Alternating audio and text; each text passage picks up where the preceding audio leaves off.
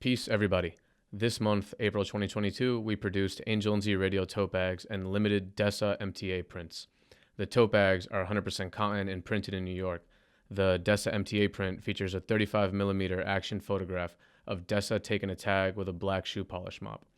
Both the DESA MTA print and the tote bag come together as a package and are shipped to our Patreon members. The DESA MTA prints are on a first-come, first-served basis. Both are available only through our Patreon. Every month, we ship out our products to our members. Link is in this episode's description. We have new Patreon-only episodes out with Mike Iraq and DESA MTA. We spoke with Mike Iraq about his time spent in Japanese prison, the history of Iraq, virtual reality, boosting, and more. We spoke with DESA about his dealing with the New York legal system, spending time in maximum security prison over vandalism charges, his reintegration into society, what graffiti means to him, having his legs and body broken after his accident, the passing of his friends, and more. Both episodes, as well as access to our episode library, are available on our Patreon. Episodes from Bat, Ola, Mike Iraq, DESA MTA, Les YKK, Cash 4, Host 18, XSM, Wayne COD, Dual Wrists, and Sake.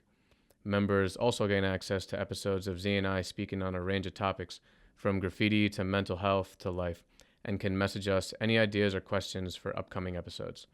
We also have a lower tier membership that includes everything we just listed minus our monthly products. The link to all of this is in this episode's description. On another note, if you want to get clothes made, do it through Classy Screens. They're a small business that's been working in the industry and our community for years. They've worked with graffiti writers like Claw Money, Noxer, and UFO 907, legendary LES artist Clayton Patterson, New York's first skate company, Shut, and one of the best graffiti shops to have come out of New York, Paradise Plus. They're the best of the best, fast work, quality outcomes with the latest tech for printing designs. They've been supporting us since we started and donated lots of clothes for the food and jacket drive that we had at Tompkins Square Park. Good people. All the clothes we've made was through them, and we're just blessed to get support from a company that's been doing it locally in New York with the best people out. The link to their website and Instagram is in this episode's description. Follow them, show them some love. Like I said, they're really good people. Immense gratitude, as always, to everybody who's blessed us with a listen or support of any kind. Thank you so much for letting us do this, bro. Yeah. So, one of the things that I noticed in your Instagram and just from your artwork is you get a lot of inspiration from the American West. A lot of your stuff has to do with cowboys, horses, and just, in my opinion, topics that like I never even have thought of. Where did this come from? Why the intense amount of inspiration from the American West? Yeah, I mean, just first off, thanks for having me, guys. Long time listener, big time fan. Sick, man. Yeah, I mean the West stuff for me. I mean it's multi-layered. As an American, the cowboy and kind of the imagery from the West is almost kind of like a symbol of our like society, and so for me, on a base level, I love just kind of the visuals of it. As a kid growing up, it was kind of the idolized, like almost like superhero character, the Lone Ranger, these kind of things. And then as I started getting older, really not even that old, like the Marlboro Man advertisements were everywhere. They were billboards. It was kind of like that kind of same imagery continued to be this kind of impressive, larger than life kind of lifestyle.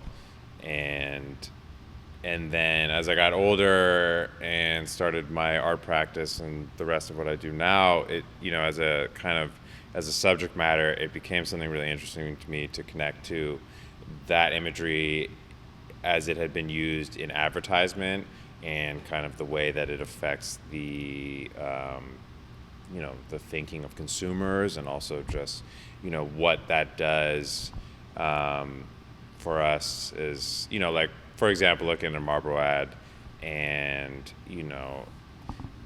connecting the product to this like lifestyle and one thing I always mention is how Marlboro specifically used that imagery, and 50 years or 100 years later, whatever it's been, if I don't smoke anymore, but when I did smoke, if someone would ask me to bum a cigarette, they'd be like, oh, that's too harsh. Basically just based on the imagery presented in the advertisements. And I always loved like how we've been trained by seeing this imagery over and over to like associate this kind of like tough or rugged kind of feeling state or experience just based off of this Western imagery, which encompasses so much. There's kind of the beauty of it. There's kind of the loneliness, the do-it-yourself, the kind of go out on your own thing, and then there's also kind of the history, which has definitely there's a checkered past as far as the relationships with the Native Americans and all these kind of elements, and it's to sum it all up, it's just kind of a symbol of us as Americans as a society, and it's something that I love talking about because I've been raised with it since I was a child. So it keeps going. No, man. First of all, I want to say thank you for having us in your studio, and just like looking around at some of your artwork, even all of it is just like that piece behind you is, I'm not a cowboy. Like, I don't own a horse. Neither am I. And but just like what it stands for, the imagery, the solitude, the Lone Ranger type of life that they live. I own a motorcycle, and that's like my only form of transportation, and I can honestly say like some of the best experiences of my life, the best times where I just hit the road, just bungee cord a bunch of luggage and just hit the road and don't even have a destination in mind. Like I'm like it's so funny, like that painting behind you. Obviously he's like on the grass looking over the canyon, and I've been in those situations, where my motorcycle is next to me and I'm looking over the canyons, just sitting there pondering over life, and it's truly amazing. And it's funny how you could take like modern technologies and like modern civilization and kind of imitate that kind of life or mindset in a way. It's truly not the same, because now it's just like concrete roads everywhere that funnel you to a specific location. Meanwhile, on horses, you could literally just venture anywhere. There's like no limits, Yeah, I mean, it's different, but I feel like that's a perfect example, Like, I'm not a cowboy. I don't own a horse. I mean, I'd love to, but it's a mindset. It's you get that experience, I mean, I don't ride motorcycles either, but that's what I imagine. It's a modern day horse, It's like it's a steel horse or whatever on two wheels, and that's like, I think there's a lot of similarities between motorcycle culture and cowboy culture. You know what I mean? So I think that's like a perfect kind of like, like it's a feeling state, it's an experience, it's a mindset, it's something that I'm trying to achieve, or I think, I think a lot of people could want to achieve, and that's kind of what I'm talking about at points in this work. It's not the only thing, but it's like that. There's an artist, I'm not sure if you know, David Mann. He replicates a lot of that like cowboy to motorcycle themes in his artwork, where you can see them on the bike in the on those lonely roads in the desert, but behind them is like the shadow of the cowboy on the horse. It's like an amazing replica of like that stuff. Yeah, the Dave Mann stuff's incredible. It's I've been trying to get my hands on. My friend actually has a mural he painted at his grandfather's house. It's amazing. That stuff's really cool. I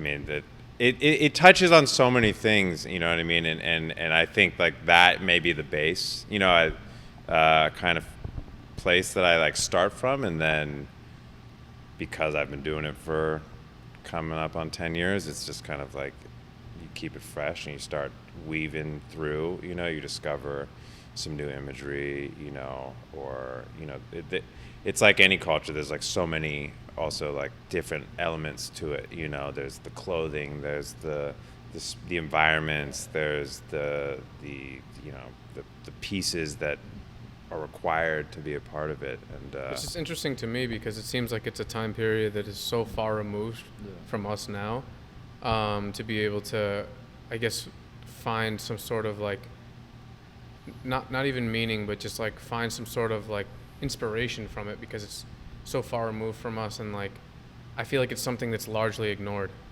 You know what I mean? So it's when you come up on, let's say, your Instagram page where you can see a lot of your artwork, or your website, or even one of your shows or books, and you just see it as like one of the main forefronts. It's like, whoa, what the fuck? And it makes you think about it. Like, for example, looking at that art piece behind you, and it's very clear like there's this like thing of solitude, and also the horse and the cowboy are done with a different medium than the rest of the shit. And it's like, do you see the cowboy as like in a sense a symbolism of fearlessness? Because that's kind of what I take from it when I see that or that one or that one. It's just like someone unfazed by the bullshit. I mean, yeah, I think for sure. I think we're all multi-dimensional. I think you could take like the toughest guy in the world, and if you peel back the layers, he's gonna be filled with insecurities and question himself, and I think that that's kind of part of it. It's like I go through a spectrum of mental and emotional kind of turmoil on a daily basis. I literally last night was feeling like nothing I do matters, and then today I am like reviewing pictures of the book signing I did last week, and I feel good. And it's like, and I think that like this image particular, like that moment of solitude, that's like a place, or when you're sitting on the side of wherever on the motorcycle, like it's a place to kind of evaluate, and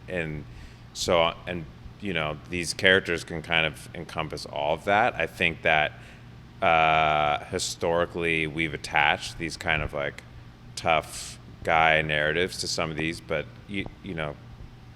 people in these images, but it's kind of that's what I like, as I dig into the subject matter. It's kind of it allows to kind of explore all of those places.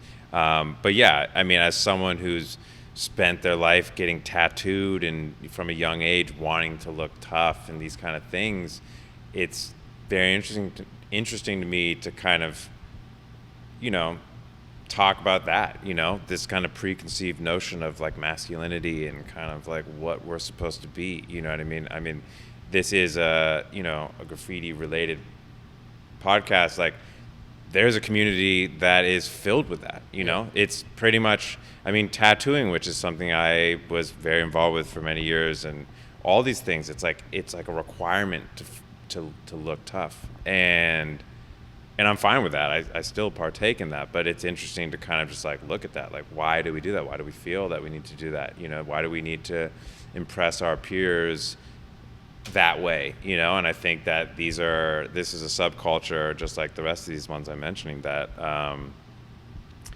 was doing that previous to these other subcultures, and it's kind of this linear kind of this ideology that goes through it all. But the reality is, like, we're all individuals that experience many different things, and I like that I can like talk about that using this imagery and other imagery. Like you mentioned the Mike Tyson painting. There's a perfect example of that. That guy's historically one of the most terrifying men to ever live, but like, what about the new Mike Tyson that we're seeing now, who's doing a podcast with Lil Boozy and like basically checking him on like a multitude of levels, and really like showing people that like, hey, like, yes, I was the most terrifying guy on earth, but there's a lot more to me.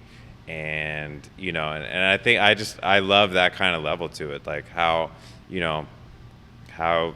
sure, I can appear tough one day and I can be fully like soft on the next day, and like, I don't think we're defined, and I think that these characters kind of speak to that, and of the other things, but yeah, I don't know, there's an interesting intersection of all this stuff. As you kind of, when you look at enough cowboys the way that I have, you start having to like kind of like okay, cool, well, I've painted enough like tough ones, and now like what else is going on here?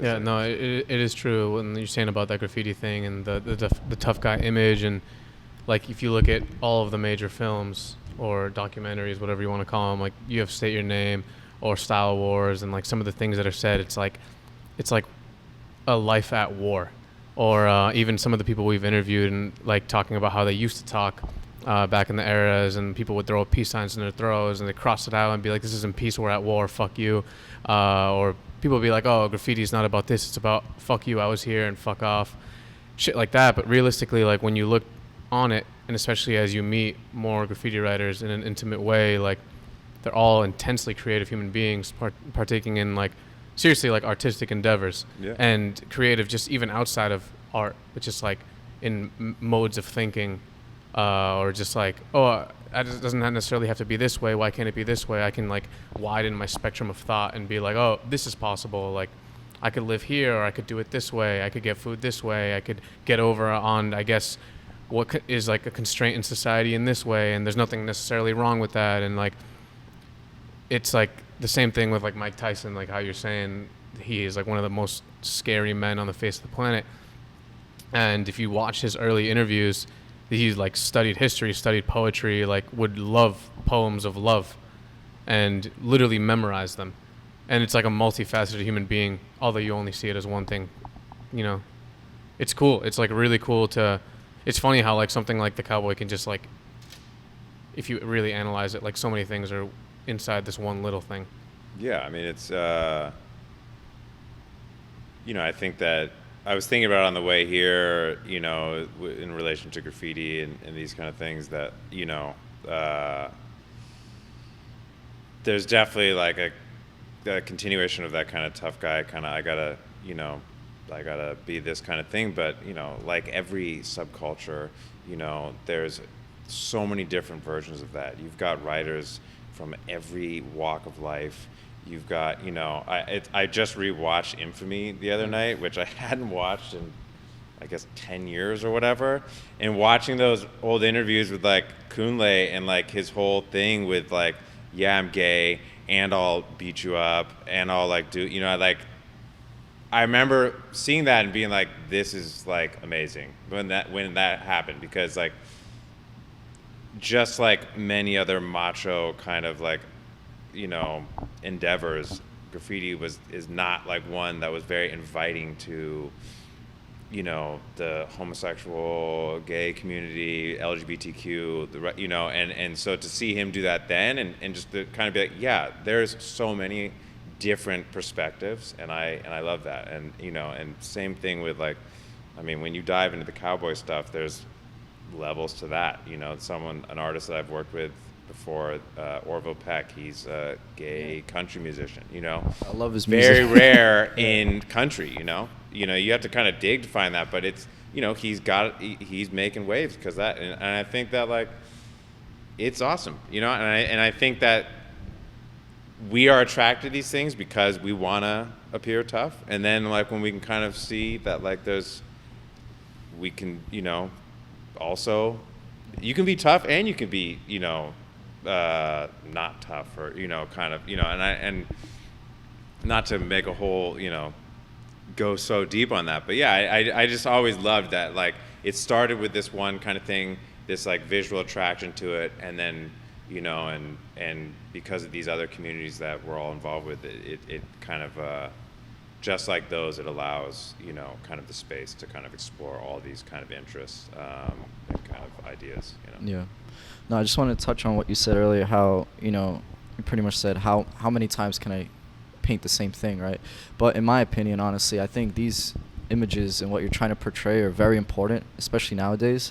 And, you know, like, not to venture too far off topic, but I feel like in the day and age of like social media where everyone's so out there, you know what I mean, there is almost no privacy, you know what I mean, like, and it's not, we just do it, you know, it's like a natural thing to show who you're about, where you work, what you do on a daily basis, everything. So once again, like, the image behind you, it just speaks so many volumes, because it's like he's completely away from all that. He's in his own world, he enjoys his own solitude, and I think we can appreciate both worlds, you know what I mean, like the yin and the yang. So I think it's important to have that if we have the other side, which is what is very common nowadays, you know.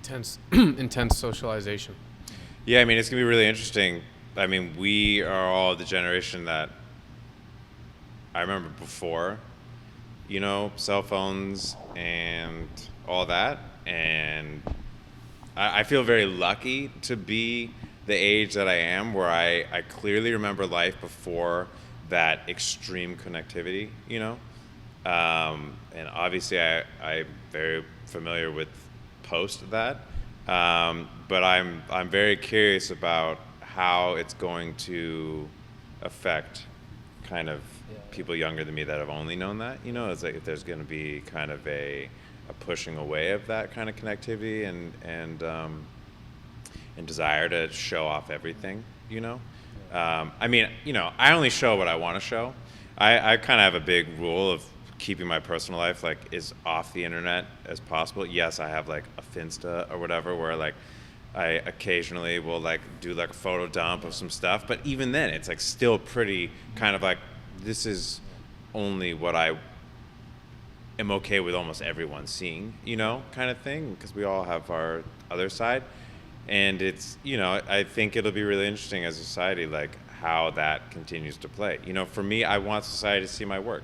So that's what I put on my Instagram. You know what I mean?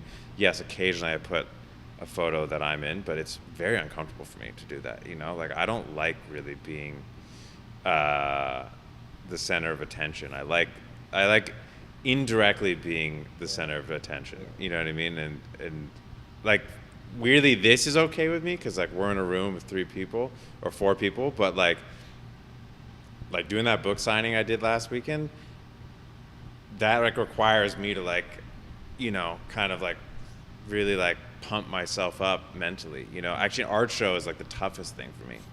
Is like I get like so much social anxiety. So I guess the social medias and those things, like they help because I can do the art show without having to be there in person kind of thing. And then like, I don't have to really like kind of put on the show for anyone. But my dad's an artist and he was like, well, that's the job.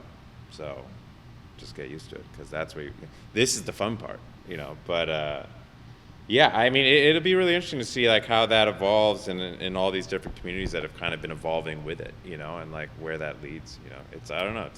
We're in a crazy time. How do you feel about social media in terms of a vehicle to show your art? Do you think it numbs it down? For example, when I go on my phone and I open up Instagram, I think that subconsciously when I look at that shit like on my phone, I'm immediately like, all right, I'm going to a place, I'm entering the Instagram world where there's like mad shit, and I'm just gonna look at it all rather quickly, subconsciously. Like for example, when I look at some of these, like just the size and the colors, and it has definitely more of an impact than when I see it online. So although online you can show it to thousands and thousands of people, how many of those people really like took it in instead of just viewing it in a haze? It's tough because the reality is I would have no career without social media. I am of I don't know, I hate to like put a spotlight on myself and say that I'm like one of a few people doing this, but the reality is the way that the art world has been structured for so long never really like kind of was built to do things the way that I do stuff. I don't work with a gallery. I do everything. I'm very proud of the fact that I do everything in-house, but there is always that grass is greener on the other side, kind of mental place I can go. So, it's a tough one because yes, I think art is best when seen in person. But also,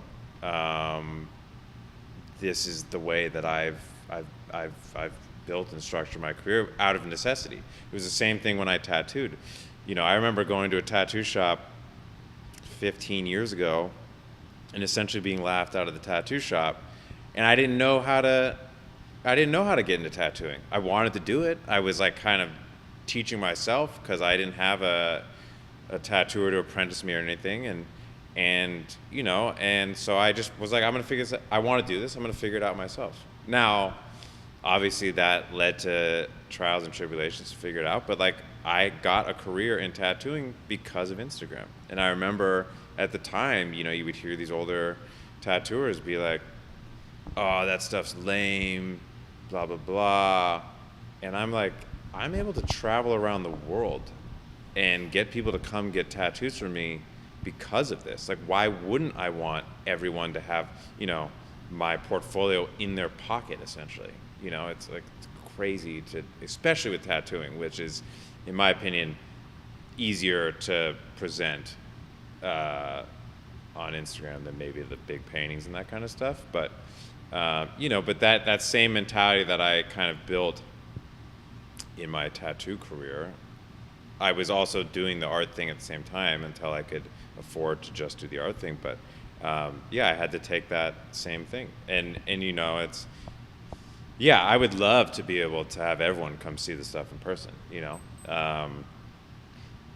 It's I can only be in so many places once, and I can only bring this stuff so many places. So that's the next best option.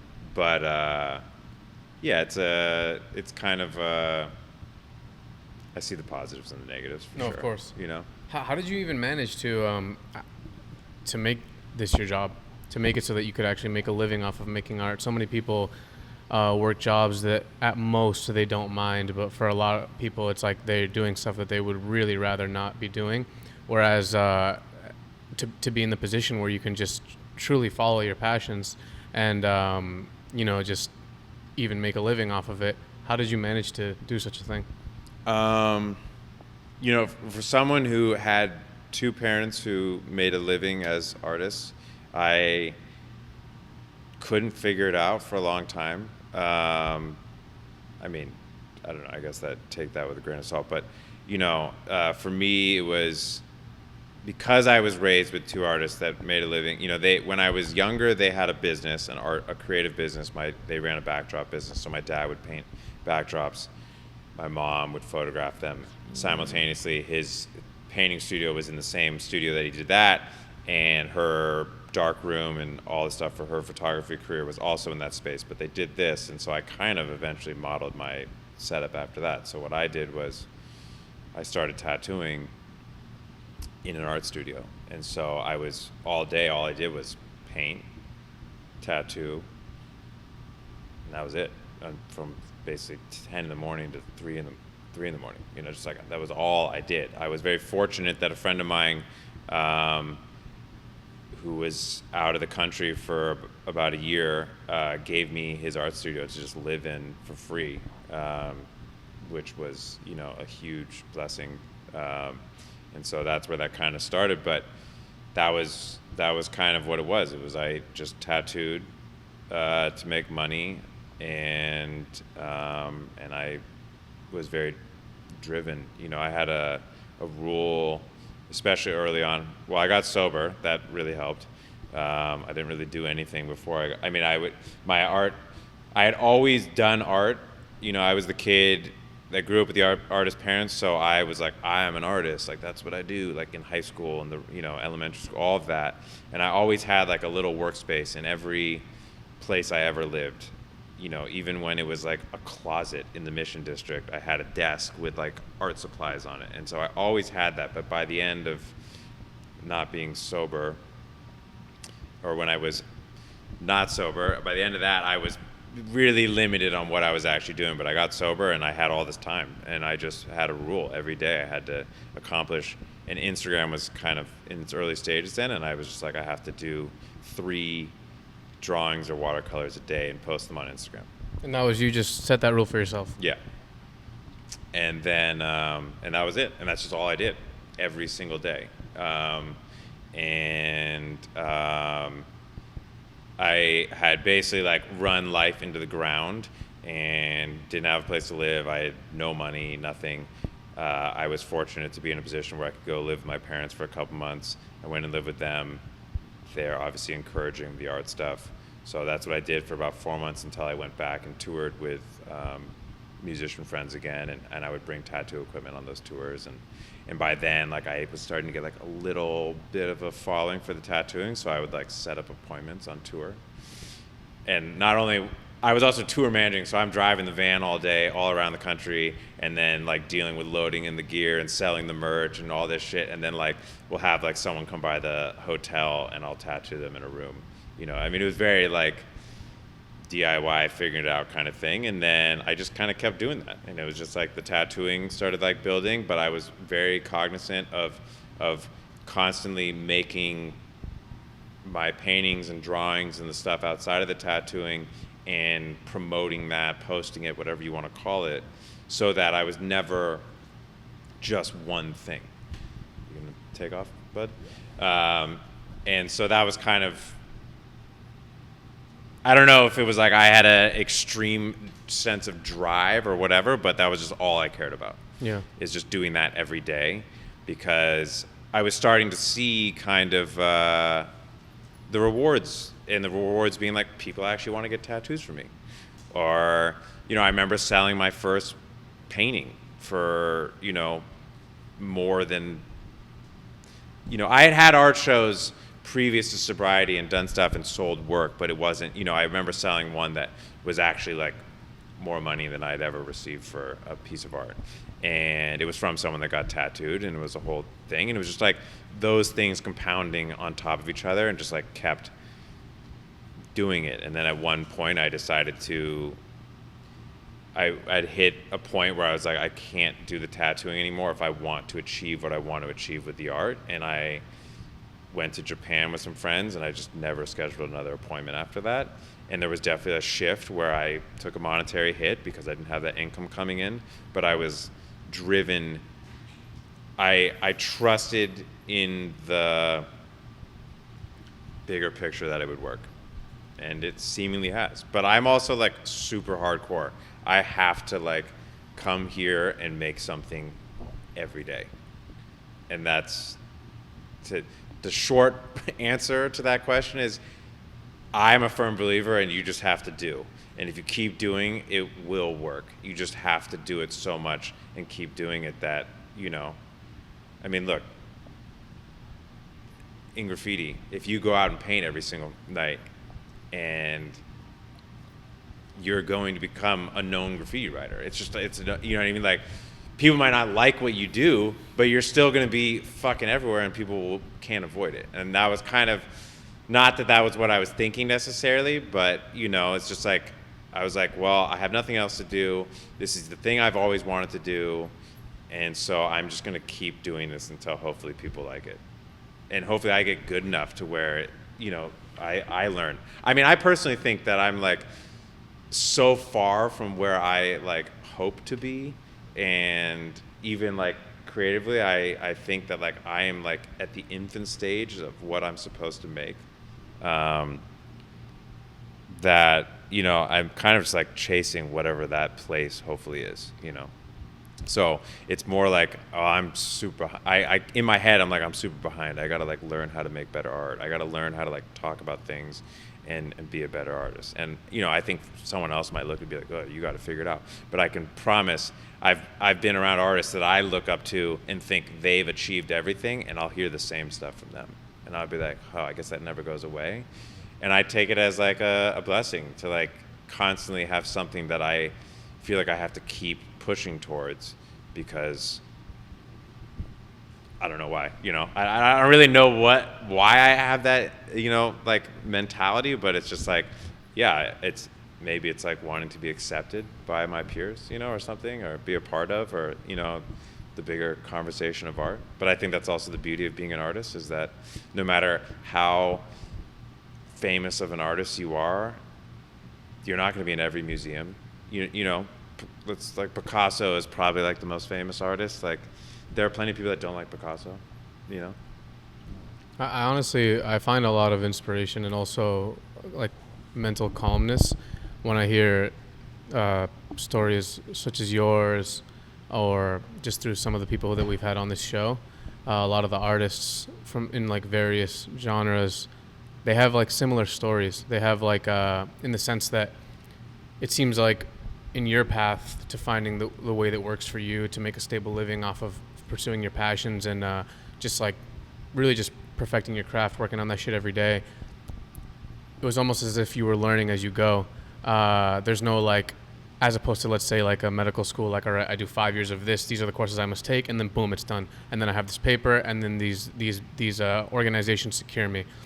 In this shit, like, no one secures you but yourself, and you have to set up your own shit. Like, if you have to be like, all right, I'm going to do 3 watercolor paintings a day, I'm going to do this, I'm going to travel and bring this tattoo, bring all my equipment with me, and, see what the fuck happens.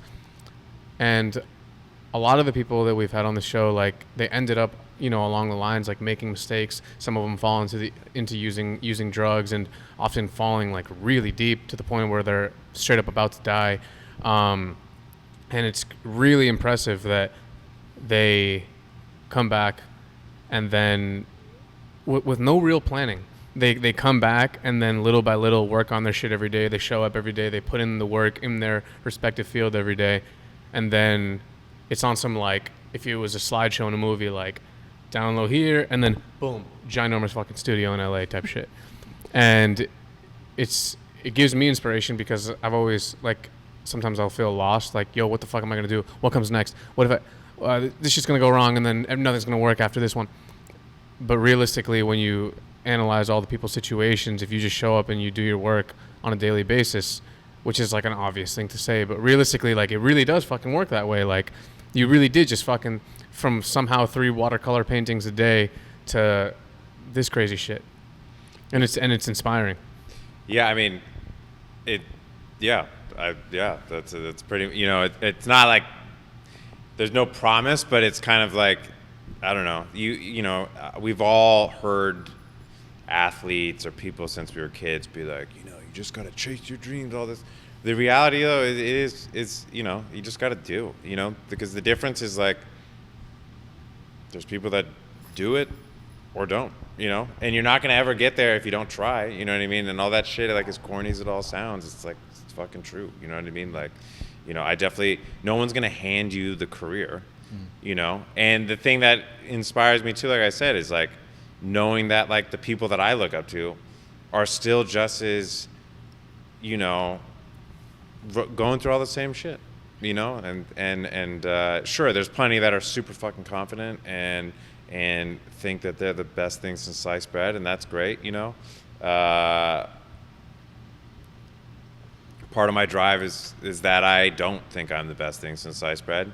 I'm not saying that I'm not, but I'm just saying, like, I have this defect in my thinking that is like, you have to keep going so that hopefully you can be a better version of yourself, you know. And like you said, learning. Like, I'm constantly learning. Like, I have paintings that I'm working on that I will have like these breakthroughs that I'm like, holy shit, I just learned like a totally new thing about painting, and you know, and now I can push this into the rest, or you know, and that shit never ends, you know. And it's not just with what I do here on the canvas or the paper or whatever, like shit with business, or you know, like it's like discovering like a new way to screen print a t-shirt or some shit, like, you know, because I try to touch all that shit, you know. It's like, and it's kind of just like having also like the curiosity to keep learning, you know, because like, I don't know, I don't think there's no way to know everything. So it's just being like open, you know, to discovering new shit about yourself, about what you're doing, about, you know, your peers, etc. You know, that shit's like the most inspiring. You know, going to another artist studio gets me like so excited to come back into my studio, you know, and kind of, you know, and that's something that I am really trying to get better at, is like kind of being a part of the bigger community of creatives, because, you know, it's very easy to just come in here every day and lock away. Yeah. You know? What do you think about your time period of using drugs, and just how seemingly, you know, I don't know you too personally or anything, but how seemingly far removed from that shit you are now, and the recovery process? I know that it's interesting because you said that what you did was you told yourself, I'm going to do 3 watercolor paintings a day. In some other interview out there, you talked about how when you started to get clean and sober from using drugs, you decided to make your own schedule. You didn't go to a traditional recovery place. You just did it yourself. Like, I'm going to skate for this many hours, and then I'm going to draw until 2 a.m. And it's like you're essentially doing the same shit, which is like making your own schedule, making your own routine, like being your own boss, grabbing it, you know, by like doing it yourself. What do you think about that time period and falling into using drugs and all of that stuff? Yeah, I mean, I wouldn't change it. I'm glad I went through that, you know. I mean, I think that, it's one of those things. It's like it starts as a fun thing, and then and then it becomes a not fun thing. But I'm also a firm believer in that the drugs weren't the problem. Yes, they're problematic, but I think that there was something that was in me, that I was trying to figure out, and I'm still trying to figure out. I just have new ways of trying to figure it out now. I've replaced the drugs with all this. The reality is the drugs took away everything, and this brings everything now. So that kind of is a simple way of seeing the difference. And I also didn't do any of this. By the end of like I was saying, like by the end of that period of my life, it was like I was barely doing any art, which was something that has been a passion of mine since as long as I can remember. But I wouldn't change it because it in the bigger picture reminded me of why I want and need to do this, and it taught me a lot, and I met a lot of people, there was a lot of fun times, I mean, I worked in a nightclub in New York for 5 years. I met a lot of people through that time, and believe me, I was doing a lot of drugs and drinking a lot in that time period, so I'm not gonna advocate for people necessarily doing that, but there was good things that came from that part of my life, but it took me to a low enough place where I realized that it was not sustainable, to say the least, and I have very close friends that have been stuck in that kind of thing for years, and and I think we all do. I think it's very common. And I will say that I definitely like do AA and that kind of stuff. I'm a big proponent of that. I think anyone that is potentially listening to this, like, that's why I talk about it at all, because I think that if it helps anyone else, that would be rad. But I'm also of the thinking that, like, if you can be happy and not hurting anyone and doing any amount of drugs and drinking whatever, I also support that as well. So I'm not here to be like straight edge, fuck drugs. Like, that's cool too. But like, I just want everyone to do what they want. Mm-hmm. This is what works for me. It very much helps, and I love. And it's very helpful for me to be able to look at that time before and after. I didn't make shit when I was getting fucked up. I don't get fucked up. I make a lot of shit. So it's seemingly an equation that works pretty well. And I know there's other people that have been on the show that, have a similar, trajectory and story. And, that was kind of the thing. When I first got sober, I started looking around at guys that I looked up to that were graffiti writers, tattooers, artists, and I started seeing that common thread between a bunch of them that, that had been their lifestyle, and then they stopped.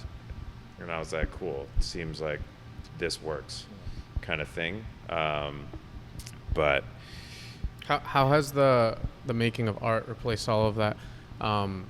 Again, in another interview, you talk about how when you would use drugs, it would quiet everything. And now that's kind of what this does for you. And just a lot of people, I think, create things or follow their passions in a sense, escaping from the issues, or maybe not even escaping, but soothing and dealing with the issues of their everyday lives. How does this do that for you? It's the difference between, I mean, I could explain it in drug terms, or I could explain, it's like a quick high versus a long high. A big thing for me was my life was like this fucking roller coaster. I was having the best nights of my life, partying in New York, and then feeling like shit all day the next day, or being depressed, or all these things. And it was high highs and low lows. And I just got tired of that shit. I was just like, I would rather be like in the middle, you know, or like, you know, like having a nicer, calmer vibration to life that is not a low. I don't want to experience. Sure, like I mentioned earlier, I had a low last night where I felt shitty. You know, the difference is I didn't go fucking do something detrimental to my whole life to resolve it. I, you know, worked through it, you know, in a more positive manner than I probably would have in the past. But that, you know, kind of like, yeah, this gives me that. It just gives me a slower burn version of it, which I am totally cool with at this point. You know, like that. And there are high highs, you know, like let me tell you, when you sell a painting for a good amount of money, I get a high off of that every single time. So I am chasing some version of it. You know, I'm not like completely healed or immune to like, you know, being a human that wants to experience some form of a high. It's just I'm not like putting it up my nose or drinking it or, you know, smoking it at this point. It's like it's a different version, but I still get a rush, you know, and there's just different versions, you know, and not. I know that sounds like so cliche, you know. I mean, there's literally a Motley Crue song about it. That, you know, like it's just a different version, and I'm just not ruining my life and everyone close around me's life in the process now. And hopefully, I'm just improving things with this new kind of manner. But you know, yeah, it's the fact that I can be my own boss or come here, that makes me pretty fucking happy on a daily basis. You know, the fact that I don't have to answer to anyone if I don't want to. It's like the ultimate luxury. Yeah, exactly. And that wasn't possible when I was doing that other shit. Yeah. Now I know people that have achieved that while not being sober. So, you know, each his own. You know, I just know for me personally, that's like the only thing that I could do to make it work. Yeah. You know. What do you think about living in LA? What do you think about the amount of homelessness and the amount of it seems like if you want to find a place that has problems in society, if you want to find a place where there's people losing their minds in the street and just insanity, you go to some of the streets in LA, and just by driving down it, you can see all that shit. What do you think about that? Yeah, I mean, I think that we're in a time where there's a lot of people making a lot of money and a lot of people not making any money. I mean, you know, that kind of stuff is due to a lot of factors in society that ebb and flow. I'm a big believer in that society ebbs and flows, and we're in a time of intense polarization and spotlights on things. You know, we didn't have the access. We all have access to videos of everything all the time. You know, I mean, when I was younger, I didn't have that, you know, so we didn't see a lot of this stuff. And a lot of people that aren't on their phone 24/7 aren't seeing a lot of this stuff too, you know what I mean? So do I think like homelessness is a massive problem in Los Angeles? Yes. Do I think it's a massive problem everywhere? Yes. Would I love to see it resolved? Yes. Do I think that's like possible overnight? No. You know, how do I feel about it here, living here? I mean, it's a tragedy. I think as someone who was once homeless themselves, you know, I think that it's such a nuanced issue that is really kind of hard to really, you know, there's people that have been lost a job out of their control and, you know, and are affected by aspects in their own life that are damaging to their situation, and that's terrible. There's other people that choose to be homeless. I'm not saying that that's everyone. I essentially almost chose to be homeless because I could have gone and lived at my parents' house like I eventually did, so, I'm not, if there's no woe is me, I was choosing to do the drugs, and I could have. Now, one would say that that's a disease, and it's really hard to kind of like answer that question. But what I will say is that being around it, I mean, we're not far from Skid Row right now. You see it, you see all levels of it, and it is, it's motivating in the fact that, holy shit, I want to keep doing this. So hopefully I don't end up like that. Hopefully I can maybe be in a place where I can better the world and contribute to society outside of my own personal existence. There's a lot of thoughts that come up with it. And I'm just as guilty as the rest, where I'm like, fuck, I just want to I'm just trying to make my own life, good life, and it's tough, man. Does seeing all this in LA on your drive over here, in your daily life, in your commutes, influence your artistic process in any way? Do you ever see something outside that you're like, oh shit, I'm gonna somehow relate that to what I'm doing and make a piece off of it? I think I talked about it in some of my earlier work when I was closer to my version of that life. In some of my earlier paintings, I was definitely kind of referencing, elements from my unsober, kind of more bottom of the barrel time of my life. I don't actually drive through Skid Row when I come to work, so I'm actually not seeing it.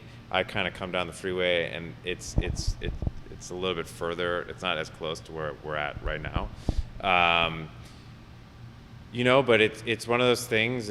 We were talking about San Francisco earlier. There's a city where it is really in your face. You'll be in the nicest neighborhood ever. You walk a block over, and it's aggressive homelessness that is, you have no choice but to be confronted with it, and I think that it's important that people see it, and know that it exists, because I think it's really easy. Los Angeles is a place where it's very easy.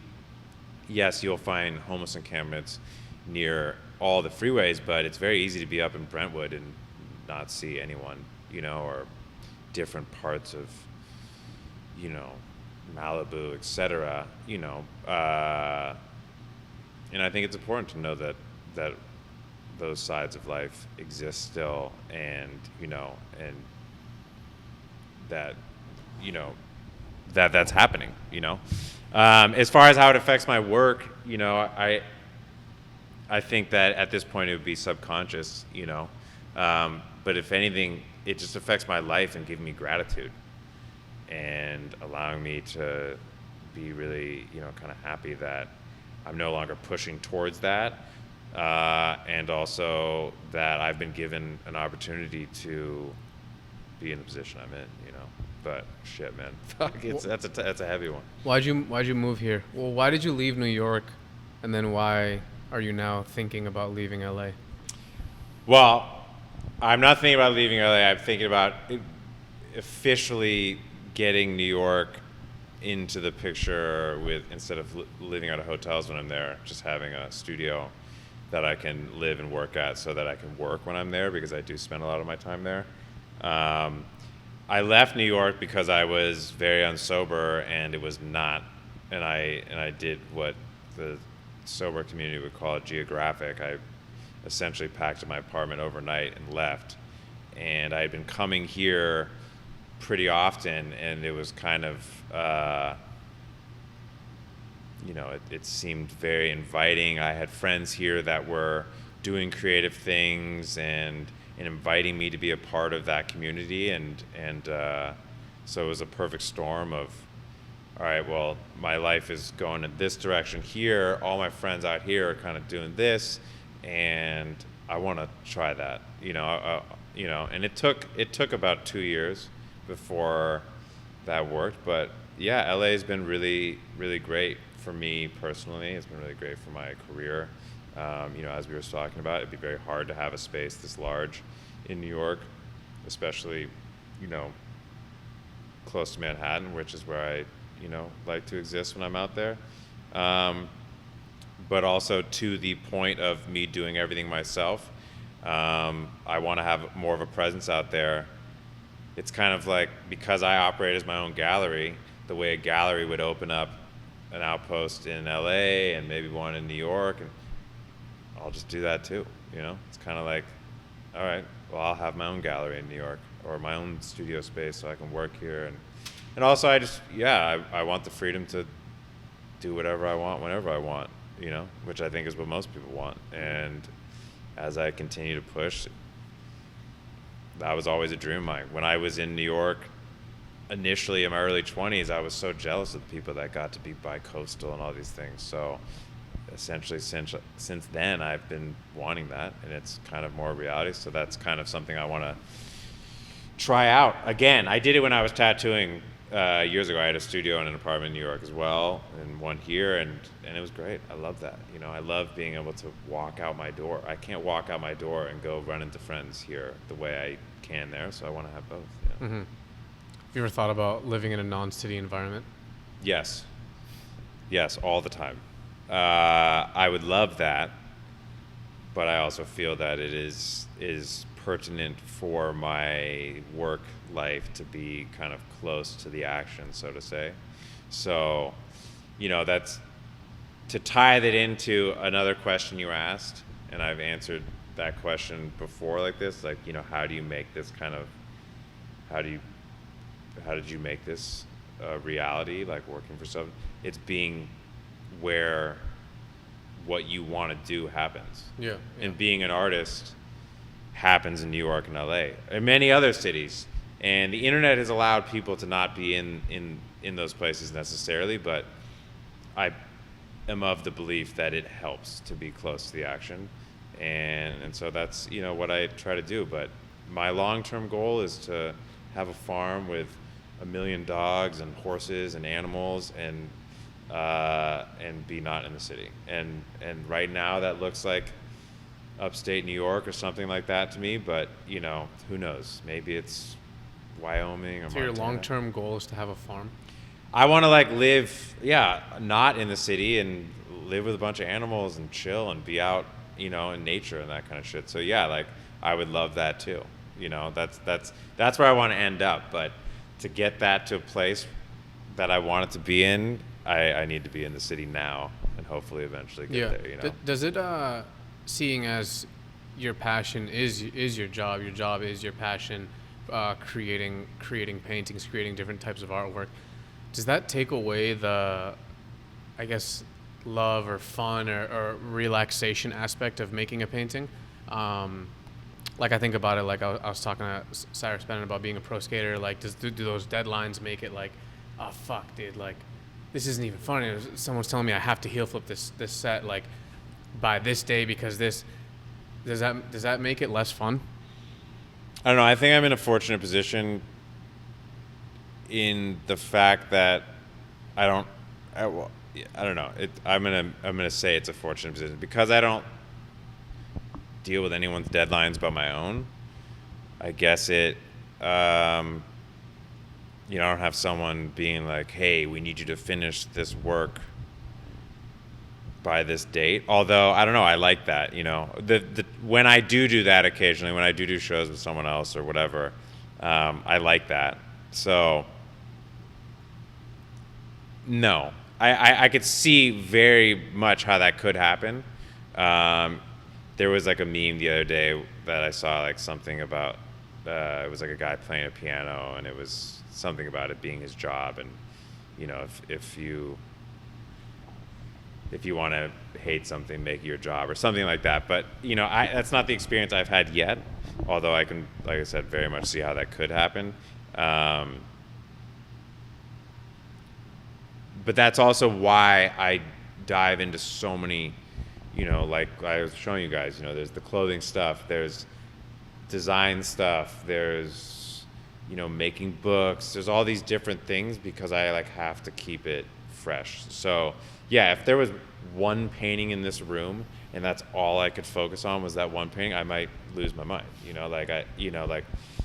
but because I'm able to distract myself or have 12 paintings on the wall so that I can jump between them, it keeps it fresh, and so I don't end up hating it. But who knows? You know, like I said, I feel very infant stage of this being my career. So who knows? Maybe when I'm older, it'll change. But I also look at my dad, who's been in the studio as long as I've been alive, and he goes to the studio with the same happiness every day, and you know, so, and he's, you know, in his 70s. So I that is why I look at being an artist as the ultimate career, because it's like there's no expiration date on it. You know, when I see a photo of Cy Twombly or Matisse in bed, you know, because he can't even get out of bed, drawing on the wall, you know, at 80, it's like, cool. You know, I think that this is, I think this can go as long as, you know, as possible. Whereas I don't know if that's necessarily the case. You know, when I hear friends of mine being like, oh, I just want to retire, I don't want to do anything, I'm like, man,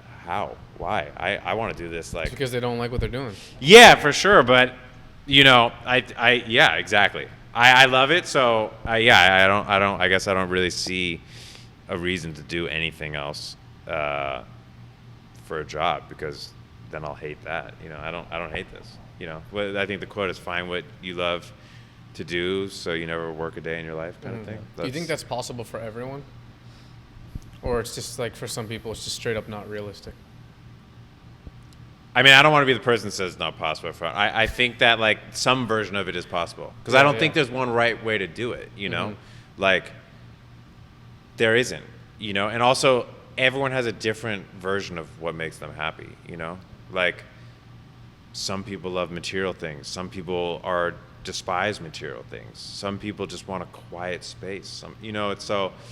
I just think people need to find what makes them happy and go for that, you know? Because an art career can look like a lot of different things. You know, there's artists that are some of the most highly respected artists in the world that made no money, you know? And one person might be like, well, that's not, you know, what is success? You know, is success being Jeff Bezos? I don't know. That guy's pretty, like, hated. Everything he does gets scrutinized, you know?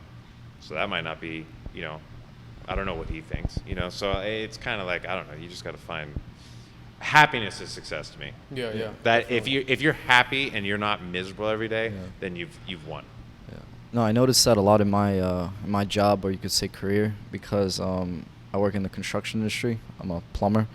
And, for example, on this Friday that passed, one of the supervisors, he's like a laborer or whatever. He's like I think he said he was 58 years old, and he was talking about retirement and how much he can't wait, how he really can't wait to stop doing what he's doing.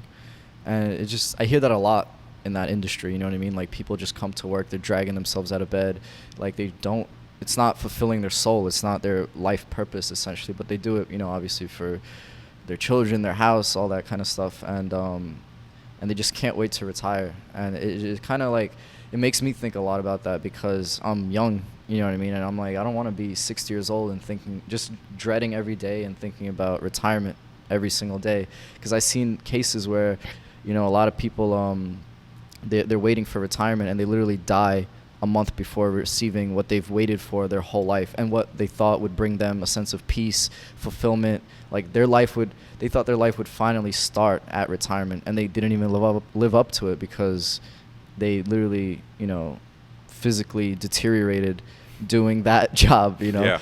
So it just makes me think a lot about that too. How about, you know, and I'm not saying you can't find true fulfillment and interest in, for example, the plumbing industry, because I totally think you can. No, you can. I work with a lot of people. Like, I work with welders, and I weld myself occasionally, and it's super interesting to me. And I know people that truly do enjoy their job. They research things on their free time. They buy little tools they need with their own money, like, to make their job easier, and they have an interest. But, you know, it's like the opposite, where like that guy, you know, just dreading it. And I don't know, it's just something I always think about in terms of careers and stuff, you know. Yeah, I mean, that was kind of what happened with tattooing, you know.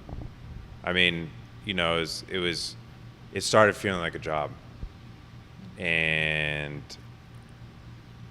I was just like, I don't want to hate this. I want to love this. And because the problem with hating that is, yes, I was going to feel miserable, but tattooing is a super intimate experience, and I didn't want to be the tattooer that someone comes in, they're all excited to get this tattoo from you, and you're a dick to them because you're miserable with yourself, you know? So that kind of experience can translate to any. I'm sure there are plumbers, as you mentioned, or any kind of thing, you know. You go into a restaurant. Now, you might go into a restaurant and they clearly love what they're doing and you have a great dining experience. Or you go into a restaurant and they hate what they're doing and it's a miserable dining experience and no one wins. Now, the truth is that not everyone's going to get to do whatever they want and chase their passions. But people can try, you know. The problem that I see is that people don't know what their passions are. And so that creates a problem, you know. But I don't know, I'm not going to solve the world's issues, you know, but I would say that I think people should either find, you know, now maybe putting food on the table and being able to provide a nice home or opportunities for their children are those passions of why someone might do one, you know. But it kind of comes back to that, you know, like it's like I feel like you need to. It's about like the optics of for yourself of like, okay, if I'm that miserable going to this job every day, I should probably re-look at this. And either if I don't have another option, I should probably like try to reframe it for myself. I know that's tough, you know, especially when you got to get up at 6 a.m. and go fix someone's sink or some shit, you know, like, because I've done those kind of jobs, you know, I know what that's like. It's grueling labor, you know, but it can also be if you're like feel like you're growing in it, you could, you know, that can be transferred to anything, you know, that can be transferred to regular labor jobs or being an artist or whatever, you know. But also there are plenty of people being an artist or creatives or, I mean, how often we've seen someone who seems like they have it all kills themselves. Yeah. You know, where you're like, man, how could that person be so miserable? They had it all, you know? No, it's funny you say all that with, once again, that piece of art behind you, because it makes me think about what you just said, how, you know, maybe providing and having a house for like their children, for their wife is their passion. But then it makes me think of the man on the horse, how he needs his own passion. He needs his own thoughts. He can't just, of course, it's, you know, you could say it's the duties of a man to provide. But at the end of the day, that man needs to have some type of his own structure, his own thoughts, his own, otherwise, like you said, he just goes mad. Yeah. You know, he realizes that, wow, like I really don't have something for myself in this world, you know? I mean, you need outlets, you know? And I was fortunate to be able to take that outlet and turn it into a career. But I'm also constantly trying to find things to scratch that itch or some shit, you know, like, and like an addict, I last year I surfed every day. You know, I was like, it's something that I've done off and on since I was a kid, and I've always tried to break that, off and on element. And then I just went super hardcore, where I was up at 5 every morning at the beach, driving an hour to the beach. And that wasn't sustainable, you know what I mean? And I eventually stopped doing it every day like that. Now, what I'm happy about is my partner, who did not grow up with surfing, he now surfs all the time because I got him to do it. So the benefit to me is that I passed along this love for something that I still love, you know, but I'm not going every day. And I haven't been surfing in a year because I hit a wall, you know, but I'm always looking for those things, you know, like maybe it's an instrument or maybe it's, you know, there was one I was working on recently that was like, oh, this is a creative outlet that I'm not trying to sell or make money from, and it's something that I can, you know, now I'm pretty good about turning these things into ways to like be part of this career, you know, like shooting photos or all these other things, but you know, I like, yeah, like that to me is kind of like the pursuit, and I think like to the sobriety thing is like my old way of dealing with it is just go get fucked up, you know, and I think that's a reason why a lot of people do that is like, well, this will make me not feel like I need to fill the gap right now. Like I can just fill the gap with getting fucked up. I don't have that luxury anymore to do that, so I have to figure out these other fucking things. But it's also probably why you see a lot of alcoholism in the trade industry. I mean, the amount of I follow a lot of sobriety memes, and the amount of like construction worker ones that you see, you know, like it's pretty common. I feel like in that community, you know, and that's probably why. You know? No, 100%. It's definitely it's very common. Yeah, exactly. Yeah, like yeah. you know, and getting up, fucking, and doing hard shit and labor in the morning takes its toll on the body, which you know, at least you know. So Well, I feel like the problem with that shit is like, although plumbing can definitely be like a passion that you enjoy. Like I'm sure, like everyone has their own road, everyone has their own path, but it's a different thing because, let's say that like painting is your passion, which it is. Creating art is your passion, which it is. But it won't be your passion if I tell you to create this apple right now at 6 a.m. and then the next day it's the same apple, and the next day it's the same apple, and the next day it's the same apple, and then you're like, okay, yes, I like painting, but this is like a different thing. This is like painting the same fucking apple because this guy is telling me to do it. So now it's like, holy shit, like, how am I? God damn it. You know what I mean? So that's the thing I think of in that. Nail on the head, right? No, there. it's exactly what you said. It's Which like is what happened with the tattooing, which has happened with certain commercial work that I do. Because I do commercial work, because for me, I'm like trying to do everything, because I'm greedy and I want all the money and all this. And so like when jobs come across that I probably shouldn't do, I say yes because I'm like, well, I've got to get that check because I want to have these things and I want to live this life. I want to, you know, all this shit. And that leads to those moments where I'm like, fuck this client. I shouldn't have said yes to this shit. I don't even have to do this shit, but now I'm angry. And that's like I'm going through it too. You know what I mean? Like that shit happens. You know, like I'll agree to something and then I'm mad at myself for agreeing to it. You know. I feel like the cool thing about art though is that it's like you said, it's infinite. There's so many avenues that you could approach it at that it's like I think of like John Joseph Cromax, like he's an artist in his own respect, or like Rob, like A-Life, he's an artist in his own respect. Two completely different things.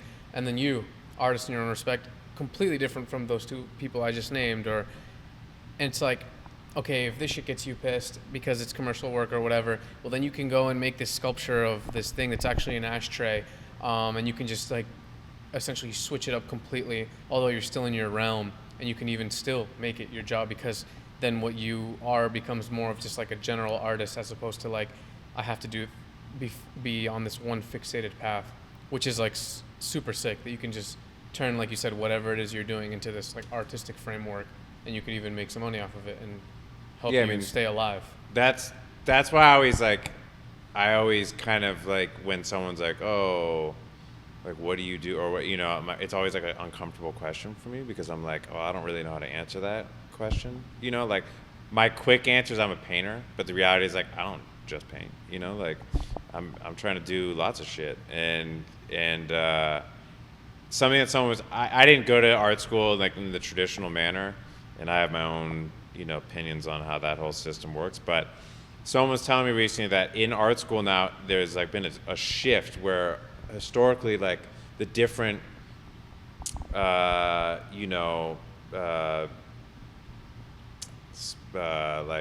elements of art school, like fashion or, you know, kind of design, all these things were separated, and that they've actually in recent years started kind of like connecting those different kind of disciplines, and in encouraging kids, like encouraging the painter kids to interact with the fashion kids and kind of collaborate, because we're in a time where we're seeing, and I think that's great, we're seeing that like there's not one right answer. You know, I think in fine art or whatever, you know, there's been kind of historically like, oh, you can't do brand collaborations or products or these things. It takes away from the high nature of your art. And that's fucking bullshit. It's bullshit. And anyone that tells you that that's how it is, or this kind of like, not to get overly upset, but like anyone that tells you that like you can't do these things while also making paintings and all this is full of shit. Because like there's no right way to have an art career. There's none. There's not a right way. I've seen behind the curtain, essentially, or to put it one way, and like, there's no fucking right way. You can be an artist and mold an ashtray. You can be an artist and take a photo. You can be an artist and make clothing. You can be an artist and be a plumber that like welds some shit. Like that's it's such a broad term. Anyways, anyone wants to claim ownership and the hierarchy of it is an asshole, and they can go fuck themselves as far as I'm concerned, because like there's not one right way to do it. And I think that kind of like mindset needs to be promoted more by artists, because in my opinion the like art system is like been kind of a divisive system for a long time for a lot of creatives, and making people feel less than because maybe they don't necessarily feel like they fit into a certain box. And the reality is that like it doesn't have to be like that. It can be you could be a creative with a podcast or a fucking anything. Like it doesn't really matter, at the end of the day, in my opinion. I'm sure there's plenty of people that disagree with me on that, but whatever. Yeah, bro, I gotta say, dude, thank you so much for blessing us with your words and letting us come here to your space and being on the show, bro. It's been an honor for us. Thank you for having me, man. I've been really stoked. Dude, it's amazing.